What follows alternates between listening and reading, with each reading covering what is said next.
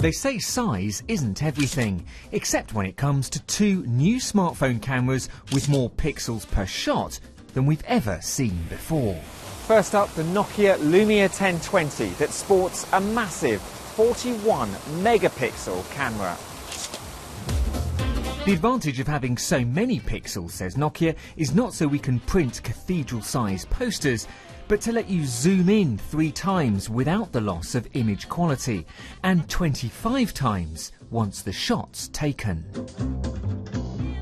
It's created a new way to easily take manual control too, from shifting focus to adjusting white balance and ISO, just like a DSLR. Which is when I spied Toby and Stefan shooting the fountain using a long shutter speed. That's a new feature on the Nokia, so I joined them. To help keep my 3-second shot steady, the 1020 has 5 tiny motors inside, making 50 adjustments a second. But there was a slight problem.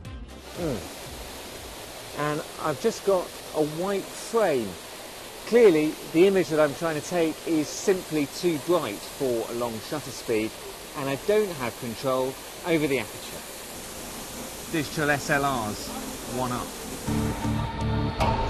If you don't fancy the 1020's Windows 8 OS, then there's something new arriving on platform Android. Now, this monster only sports a paltry 20 megapixel sensor, but it's got a few tricks up its sleeve as well. Together with the Z1, Sony has released 2 new clip-on lenses. The QX10 pairs with the handset when you touch the NFC symbols on each device together. So now I look like a proper photographer. The lens offers 10 times optical zoom and has its own dedicated shutter and zoom controls. Cleverly, it saves on the handset's storage space by popping a big 18 megapixel image onto its own SD card, sending a smaller 2 megapixel version to the phone for sharing. Because the lens is essentially a camera in itself, we only use the phone to see what it can see, so we can move the lens up to 10 meters away from the handset and use the Wi-Fi connection to get some really interesting angles.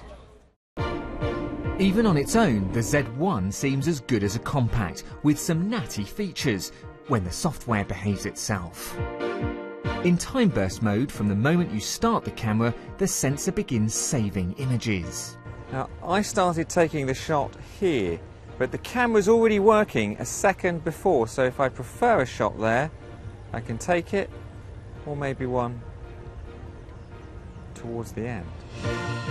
The camera also identifies movement before the shot's taken to set the shutter at a faster speed for what it claims are blurless images.